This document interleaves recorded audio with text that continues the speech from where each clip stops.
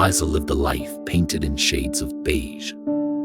Her days followed a predictable routine: wake up, eat toast, work from home as a freelance writer, eat dinner, watch old movies, sleep, repeat. Her biggest adventure was deciding which brand of coffee to buy. Socializing was a foreign concept, a terrifying landscape filled with awkward silences and the potential for embarrassing herself. She preferred the company of her cat, Mr. Whiskers, and the familiar comfort of her small apartment. Eliza wasn't unhappy, not exactly, she just existed. She felt like a character in a monochrome film, watching life unfold around her in vibrant color. Everyone else seemed to be living a grand adventure, while she was stuck on pause. The root of her beige existence was fear, the fear of judgment, the fear of rejection, the fear of making a fool of herself in front of strangers. This fear had built a wall around her, brick by brick, until she was trapped in a comfortable but ultimately suffocating cage. Her work, her writing articles about pet care and healthy recipes, kept her afloat. It also allowed her to remain firmly entrenched in her comfort zone. She could communicate with clients through email, avoiding the dreaded telephone calls, or even worse, face-to-face meetings. One Tuesday, everything shifted, albeit subtly at first. Eliza's Aunt Mildred, a woman known for her eccentric personality and penchant for spontaneous adventures, passed away. Eliza hadn't seen Aunt Mildred in years, communication limited to annual Christmas cards filled with brightly colored stickers and quirky anecdotes about her travels. To Eliza's surprise, Aunt Mildred had left her something in her will, not money, but a fully paid-for trip to Italy. To my dearest Eliza, the will read, "I know you're a homebody, but life is too short to spend it indoors. Go explore, taste the pasta, bask in the sun, and remember that the world is waiting for you with open arms. Love, Aunt Mildred." Eliza stared at the letter, her heart pounding. Italy. She had never even considered leaving the country, let alone venturing across the Atlantic. The thought of navigating a foreign airport, ordering food in a language she didn't speak, and being surrounded by unfamiliar faces filled her with dread. Her first instinct was to decline, to sell the trip and add the money to her savings account.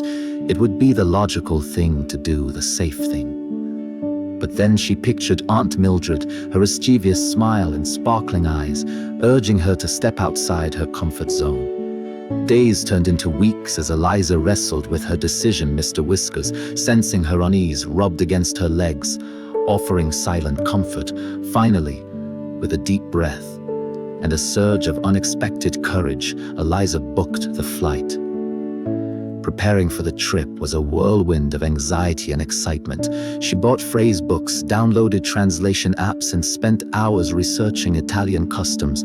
She even attempted to learn a few basic Italian phrases, stumbling over the pronunciation and feeling a wave of panic each time. The day of the flight arrived, and Eliza felt like she was going to be sick. The airport was a chaotic mess of people rushing, announcements blaring, and luggage being dragged. She clutched her boarding pass so tightly that her knuckles turned white. The flight itself was an ordeal. Eliza spent most of the time staring out the window, her stomach churning. She avoided eye contact with her fellow passengers, convinced that they were judging her awkwardness. Finally, the plane landed in Rome. As Eliza stepped off the plane, the warm Italian air washed over her, carrying the scent of espresso and something else, something indefinably foreign and exciting. Her initial days in Rome were a blur of hesitant steps and anxious glances. She stuck to her hotel room as much as possible, venturing out only to visit nearby cafes and tourist attractions. During off-peak hours, she communicated through pointing and gesturing, her Italian phrase book gathering dust in her bag. One afternoon, while wandering through the Trastevere neighborhood, she stumbled upon a small, family-run trattoria. The aroma of garlic and tomatoes filled the air, drawing her in. Hesitantly, she entered and was greeted by a chorus of buongiorno from the staff. A kind-faced woman, who Eliza guessed was the owner, led her to a small table in the corner. Eliza, feeling overwhelmed, mumbled a simple ciao and sat down. The woman, understanding her hesitation, smiled warmly and presented her with a menu. Eliza, paralyzed by indecision, simply pointed to a picture of spaghetti carbonara. The woman chuckled and nodded. Soon, a plate of steaming pasta arrived, topped with crispy pancetta and a generous sprinkle of Parmesan cheese. Eliza took a bite and her eyes widened. It was the most delicious thing she had ever tasted. The flavors exploded in her mouth, a symphony of creamy, salty, and savory sensations.